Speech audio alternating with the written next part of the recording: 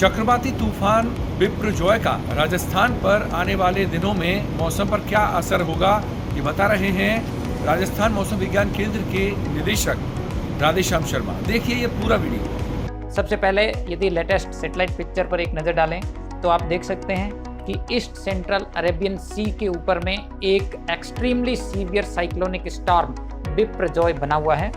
ये real time satellite picture है।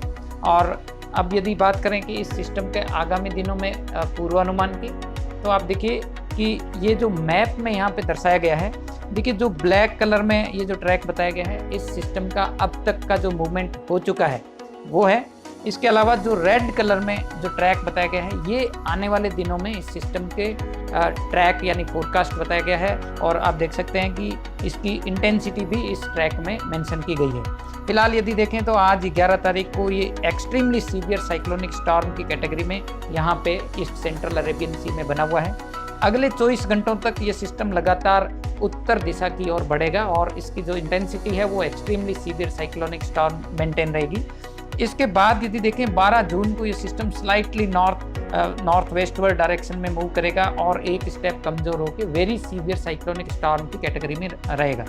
इस सिस्टम का जो धीरे धीरे मूवमेंट है, आप देखिए कि दिनांक 15 जून को यदि देखें तो ये करीब सौराष्ट्र, कच्छ और जो एडजॉइनिंग पाकिस्तान कोस्ट है यहाँ पर पहुँचेगा as a severe cyclonic storm की कैटेगरी में करीब 15 जून को दोपहर के समय।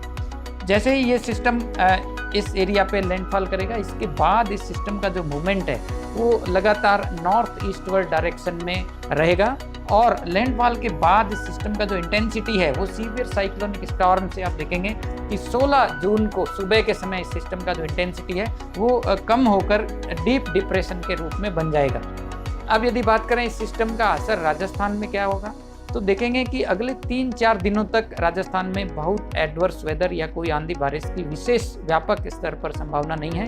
छुटपुट स्थानों पर थंडर एक्टिविटी, दोपहर के बाद कन्वेक्टिव टाइप का जो सिस्टम है, जो नॉर्मल आंधी बारिश का जिसे हम बोलते हैं, तो इस टाइप की एक्टिविटी अगले 3-4 दिनों तक कुछ स्थानों पर देखने को मिल सकती है। इसके बाद यदि बात करें इस सिस्टम का जो असर है, 14-15 जून को जैसे ये सिस्टम सौराष्ट्र, कच्छ और एडजॉइनिंग एरियाज के ऊपर में पहुंचेगा, तो इस सिस्टम के असर से साउथ राजस्थान के जो इलाके हैं, विशेष रूप से जोधपुर संभाग, इसके अलावा जो उदयपुर संभाग के इलाके हैं, यहाँ पर स्ट्रॉन्ग साउथ वेस्टर्ली विंड्स के असर से काफ़ी मॉइस्चर फीडिंग होने से थंडर एक्टिविटी हो सकती है। तो 15 जून से उम्मीद है कि साउथ वेस्ट और साउथ राजस्थान के कुछ इलाकों में कहीं कहीं सीवियर थंडर स्क्वाल, थंडर स्टॉर्म, तेज हवाएं 50 से 60 किलोमीटर प्रति घंटा की, और इस इलाके में जो है वो हल्के से मध्यम दर्जे की बारिश का दौर शुरू हो सकता है। हालांकि इस सिस्टम का जो लैंडफॉल के बाद जो मूवमेंट नॉर्थ ईस्ट डायरेक्शन में होने की संभावना है और लगातार जो सिस्टम है वो धीरे धीरे इंटेंसिटी इसकी कम होगी।